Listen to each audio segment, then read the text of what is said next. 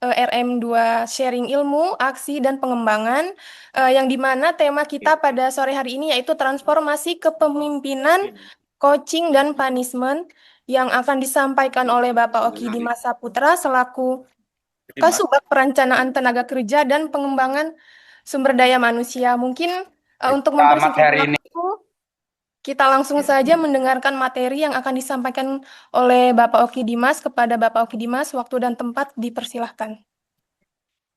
Terima kasih Mbak Siti atas kesempatannya. Assalamualaikum warahmatullahi wabarakatuh. Waalaikumsalam warahmatullahi wabarakatuh. Assalamualaikum warahmatullahi wabarakatuh. Waalaikumsalam warahmatullahi wabarakatuh. Itu ada dari N1 ya, boleh ikut nggak ya itu ya?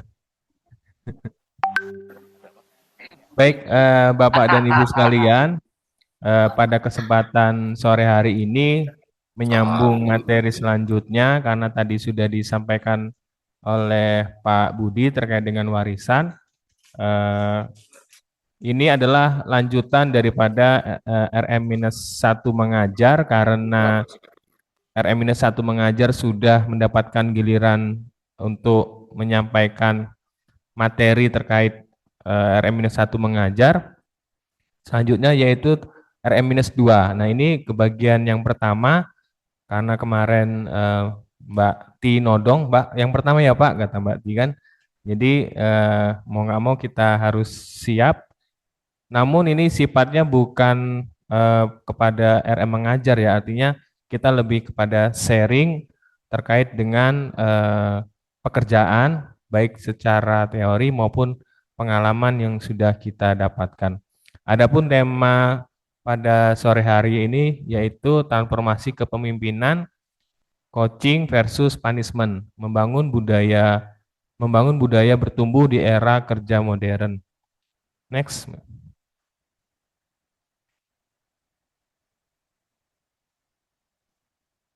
Next, Mbak.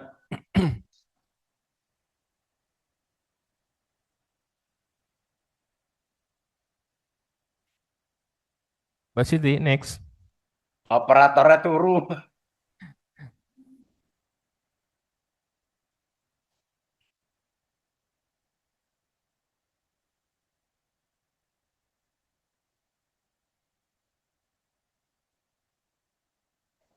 Udah. Baik, Bapak dan Ibu. Sebelum lebih jauh, kita harus lebih mengetahui dahulu terkait dengan definisi dan paradigma. Kalau bicara punishment, paradigma yang tertangkap di pemikiran kita adalah terkait dengan hal yang negatif.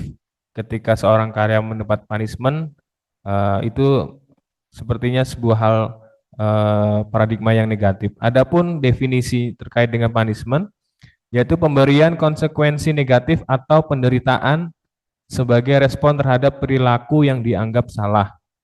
Kemudian coaching, sebuah kemitraan yang memicu pemikiran kreatif untuk memaksimalkan potensi pribadi dan profesional.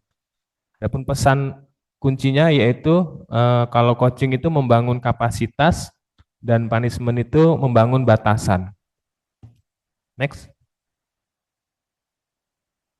Nah, konsep umumnya, dasar hukumnya yaitu Undang-Undang Nomor 13 2003, Jungto, Undang-Undang Nomor 6 Tahun 2023 tentang Cipta Kerja, kemudian Undang-Undang 40 Tahun 2007 dan PP 35 Tahun 2021, serta Perjanjian Kerja Bersama dan SK Direksi PTPN 1.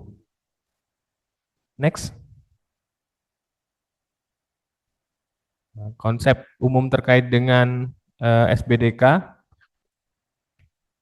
yaitu mengatur mengenai do's dan don'ts terkait dengan apa yang harus kita lakukan dan apa yang tidak boleh kita lakukan. Yang di dalamnya memuat jenis pelanggaran, jenis pembinaan disiplin, jenis sanksi, pemeriksaan pelanggaran disiplin kerja, pejabat yang berwenang, penetapan sanksi. Next. Nah, konsep umumnya terkait dengan DUS yaitu mematuhi ketentuan yang berlaku di perusahaan, melaksanakan tugas dan fungsi pekerjaan sesuai SOP yang ada, kemudian mematuhi perintah atasan, menjunjung tinggi etika dan budaya perusahaan. Terkait dengan DONS, ya, SPDK mengatur mengenai perbuatan-perbuatan yang termasuk dalam pelanggaran atau perbuatan yang dilanggar. Adapun kategorinya ringan, sedang, berat, mendesak. Next. Nah, ini beberapa terkait dengan pelanggaran ringan. Yang pertama, tidak berpakaian kerja, tidak berpenampilan rapi, sopan, kemudian dengan sengaja berperilaku yang menimbulkan suasana tidak harmonis atau menimbulkan keresahan, meninggalkan tempat kerja pada saat jam kerja tanpa seizin atasan langsung atau yang berwenang, datang terlambat dan pulang lebih awal tanpa alasan yang jelas, menolak untuk dilakukan pemeriksaan, pengobatan, perawatan, dan usaha perlindungan di bidang kesehatan, menolak mengikuti program pendidikan dan pelatihan yang telah ditentukan perusahaan tanpa alasan yang jelas dan tanpa persetujuan atasan. Nah, ini sering kali kita mendapatkan karyawan itu kadang menolak gitu. Sudah kita perintahkan untuk pelatihan misalkan. Alasannya banyak gitu kan. Namun kalau dia sepengetahuan atasan masih diperbolehkan. Cuman kalau dia menolak itu masuk kategori pelanggaran ringan. Kemudian tidak melaksanakan ketentuan sebagaimana diatur dalam pedoman pelaksanaan pekerjaan antara lain SOP dan IK. Mangkir 1 hari atau 2 hari kerja berturut-turut tanpa keterangan yang sah. Nah, ini nanti Bapak dan Ibu bisa membacanya di ketentuan sanksi. Next. Kategori sedang. Mangkir 3 hari kerja atau 4 hari. Nah, terkadang untuk kawan-kawan asisten di lapangan terkait dengan hari kemangkiran sebenarnya yang harus mengevaluasi adalah asistennya di afdeling. Terkadang yang kami temuin itu terkait dengan usulan pemberian sanksi terkait dengan kemangkiran itu periodenya jedanya terlalu lama. Tuh mangkirnya misalkan di bulan Desember. Namun baru di TL ataupun diberikan sanksi di bulan Januari. Kemudian salah satunya yaitu terkait dengan kategori sedang, melalaikan pekerjaan yang merupakan tanggung jawabnya, sehingga mengakibatkan kerugian, membuat kegaduhan, menghasut sesama karyawan untuk melawan atasan. Nah, melawan atasan juga termasuk kategori pelanggaran. Misalkan Bapak dan Ibu ada hal-hal yang tidak sepakat dengan atasan, yang itu membuat Bapak dan Ibu melawan pimpinan. Next, nanti bisa Bapak Ibu baca terkait dengan ketentuannya. Pelanggaran kategori berat. Nah, pelanggaran kategori berat yaitu menggunakan jabatannya atau fasilitas perusahaan untuk mendukung aktivitas politik tertentu. Kemudian menyalahgunakan wewenang jabatan untuk kepentingan pribadi. Kemudian mencemarkan nama baik perusahaan, melakukan fitnah, membawa, menggunakan, meminjamkan, menggadaikan, menyewa atau menjual data, fasilitas, barang, uang, dokumen atau surat berharga milik perusahaan. Nah, ini nanti secara rinci bisa Bapak Ibu pelajari di surat sanksi, SK sanksi. Next.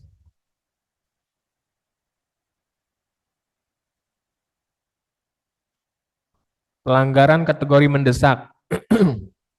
Pelanggaran kategori mendesak diantaranya menjadi terpidana atau suatu tindak pidana yang telah mendapatkan putusan pengadilan, melakukan penipuan, pencurian, penggelapan barang dan atau milik perusahaan, mabuk, minum minuman keras yang memabukkan, memakai dan atau mengedarkan narkotika, psikotropika dan zat adiktif di lingkungan kerja, melakukan perbuatan menyediakan sarana perbuatan asusila, menyerang, menganiaya, kemudian mangkir 5 hari berturut-turut, itu termasuk kategori mendesak dan bisa langsung diberikan sanksi PHK.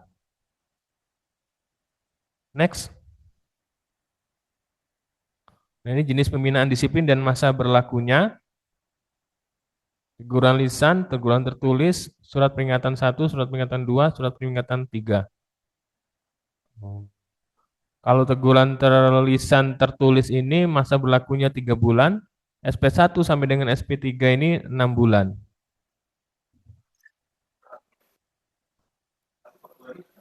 Next.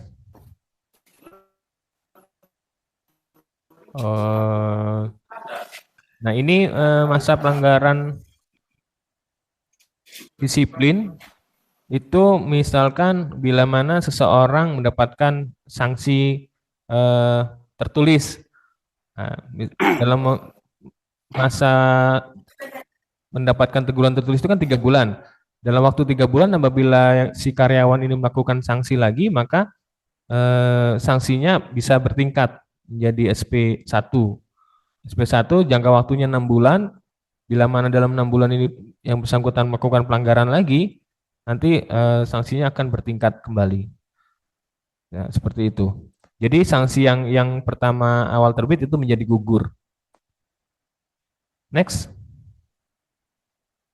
Nah, ini dari data yang kita kumpulkan dari unit terkait dengan punishment. Ini tahun 2025 dari Januari sampai dengan Desember. Nah, ini yang paling banyak yaitu teguran tertulis, yaitu di periode bulan Maret. Nah, ini Bapak dan Ibu sekalian, yang kami dapati di sini ketika ada usulan PHK ataupun usulan terkait dengan SP3 atau pelanggaran yang lebih berat lagi. Jadi ketika usulan itu terkait dengan PHK karena kemangkiran, dari dokumen-dokumen yang kita dapati, terkadang seperti yang saya sampaikan di awal bahwa dari unit itu misalkan dia mangkirnya di bulan Januari, mangkir di bulan Januari berturut-turut atau bahkan sampai 30 hari kerja. Nah, itu baru diberikan SP1. Kemudian bulan berikutnya, nah itu sebenarnya sudah harus di PHK.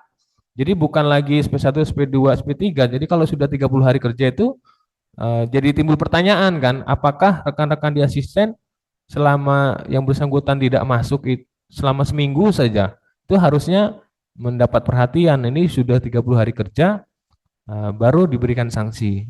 Kami kurang mengetahui sebenarnya kendala apa yang dijumpai rekan-rekan asisten di lapangan. Kemudian next.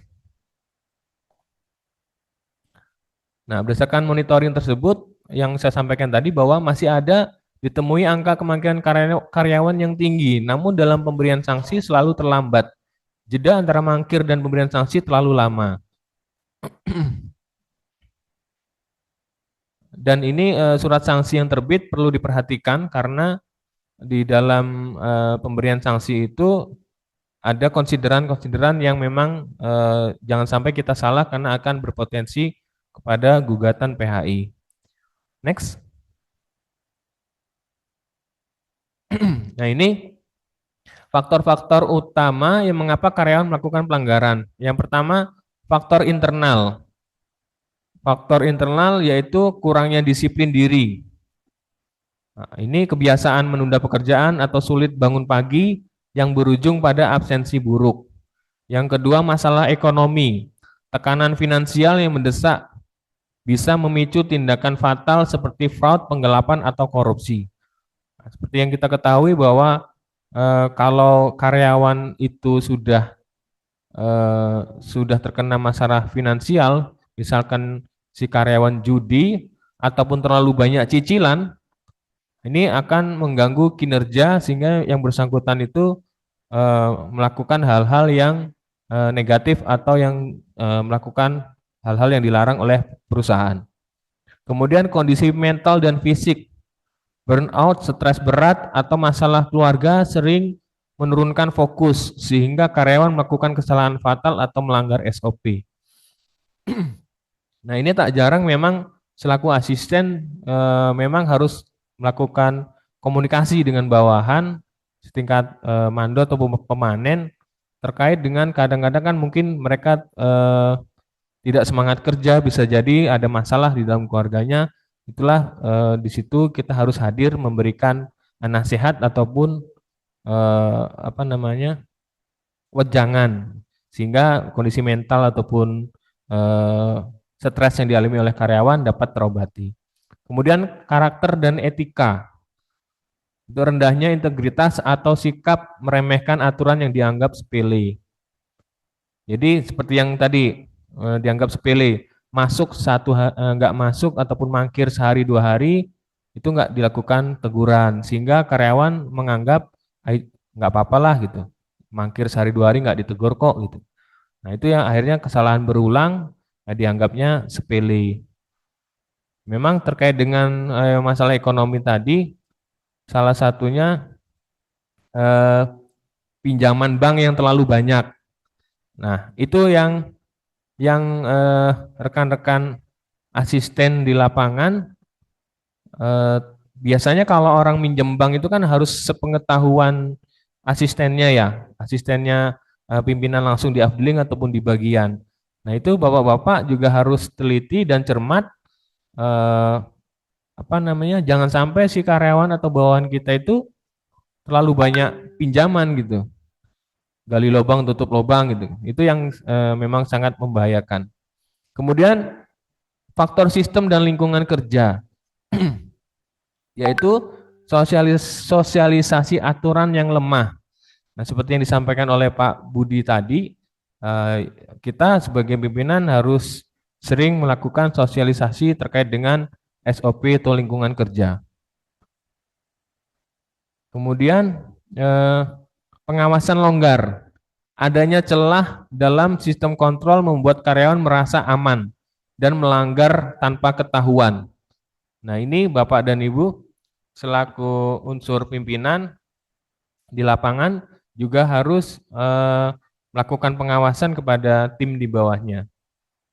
Sehingga tidak ada celah ataupun hal-hal negatif yang dilakukan. Kemudian kepemimpinan yang buruk.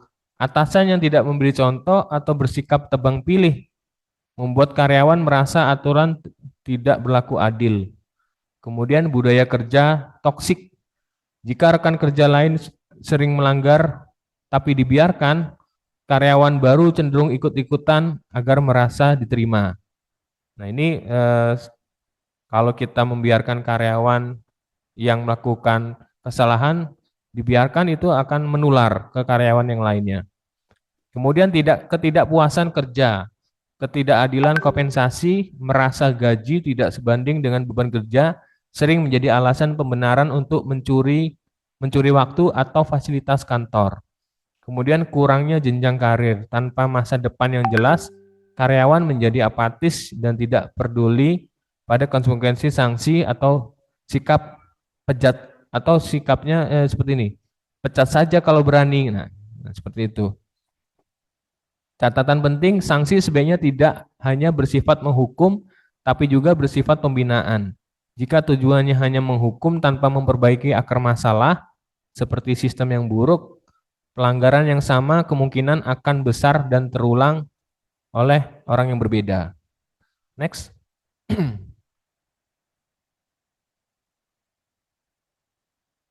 Pilar utama yang mendasari analisis di atas, yang pertama yaitu teori manajemen sumber daya manusia. Poin mengenai sistem dan lingkungan kerja merujuk pada praktik manajemen standar yang bisa Anda temukan di dalam literatur Human Resource Management. Teori ini menekankan bahwa kepatuhan karyawan sangat bergantung pada kejelasan kebijakan dan keadilan organisasi. Yang kedua, teori fraud triangle, segitiga kecurangan. Poin mengenai masalah ekonomi dan pengawasan longgar didasarkan pada konsep Donald C. Cressey. Teori ini menjelaskan bahwa orang yang melanggar aturan, terutama yang bersifat integritas, dikarenakan 3 hal. Yang pertama, tekanan atau masalah keuangan. Yang kedua, kesempatan sistem kontrol yang lemah. Dan rasionalisasi pembenaran atas tindakan yang salah. Yang ketiga, psikologi industri dan organisasi. Poin tentang burnout dan kepuasan kerja berakar pada studi psikologi organisasi. Karyawan yang merasa tidak puas secara psikis cenderung melakukan perilaku kerja kontraproduktif sebagai bentuk protes pasif. Next. Ini perbedaan antara coaching dan punishment. Yaitu orientasinya coaching itu lebih kepada solusi dan masa depan, sedangkan punishment lebih kepada masalah dan masa lalu. Kemudian pendekatannya, kalau coaching itu bertanya atau inquiry, kemudian punishment itu memberitahu. Emosi utama coaching itu inspirasi dan percaya diri, kemudian punishment itu rasa takut dan bersalah.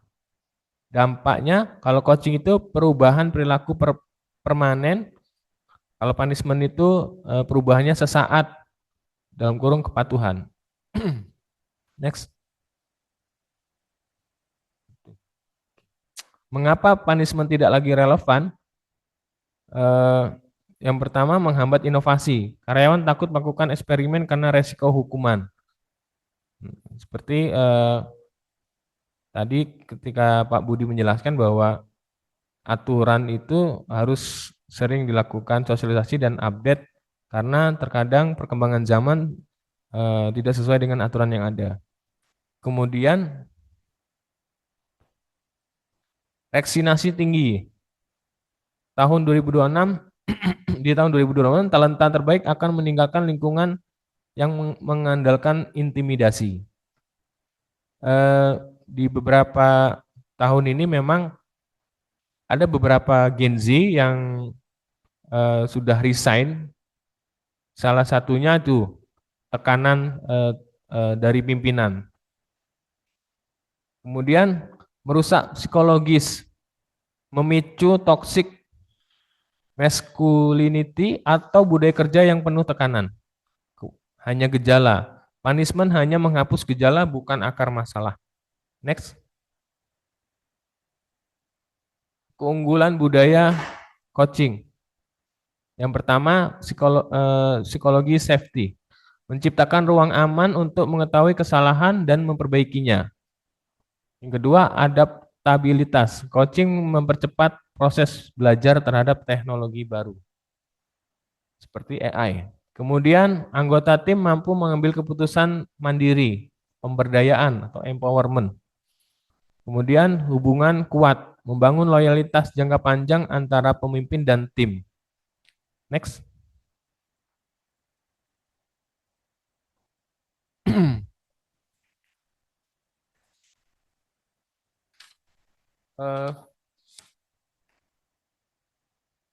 Jadi teknik praktis sekarang itu dari menghukum ke membimbing. Kalau dulu itu kenapa kamu melakukan kesalahan ini lagi? Kamu saya potong bonus ya.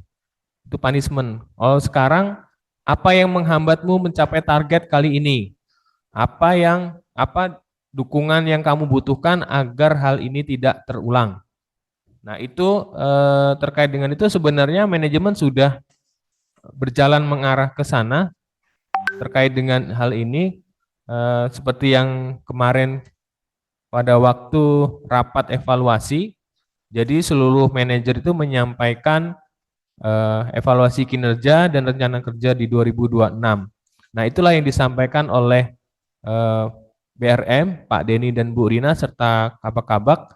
Kira-kira apa masalah di unit? Gitu. Kemudian butuh dukungan apa dari kantor regional? Itu sudah mengarah ke coaching. Kemudian gunakan frame grow.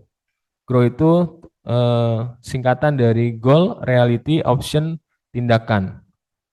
Goal itu tujuan, yaitu menentukan apa yang sebenarnya ingin dicapai. Jadi tanpa tujuan yang jelas, maka percakapan akan berputar-putar. Fokusnya itu harus spesifik, terukur, dan realistis. Kemudian reality, kenyataan. Setelah tahu mau kemana, kita harus jujur tentang posisi yang kita alami sekarang. Ini adalah fase untuk mengeksploitasi situasi saat ini tanpa menghakimi. Kemudian option, pilihan. Di sini kita melakukan brainstorming, tujuannya adalah membuka sebanyak mungkin kemungkinan tindakan tanpa langsung mengkritik ide-ide dari bawahan. Kemudian next Mbak, coba next. Oh bukan, back. Ke slide yang sebelumnya. Slide yang sebelumnya, ya. Kemudian option. Option itu tadi terkait dengan brainstorming ya. Tujuannya membuka sebanyak kemungkinan tindakan tanpa langsung mengkritik ide. Contoh pertanyaannya yaitu apa saja yang bisa Anda lakukan dan jika tidak ada hambatan atau waktu, biaya, apa yang akan Anda coba. Yang tadi Mbak, next. Setelah ini Mbak. Aduh, ini kok baik lagi. Nah, ini. Kemudian way forward, will, tindak lanjut. Tahap akhir adalah mengubah diskusi menjadi rencana aksi yang konkret. Di sini komitmen diuji. Nah, itu langkah-langkah terkait dengan coaching. Next. Ini video bisa diputar.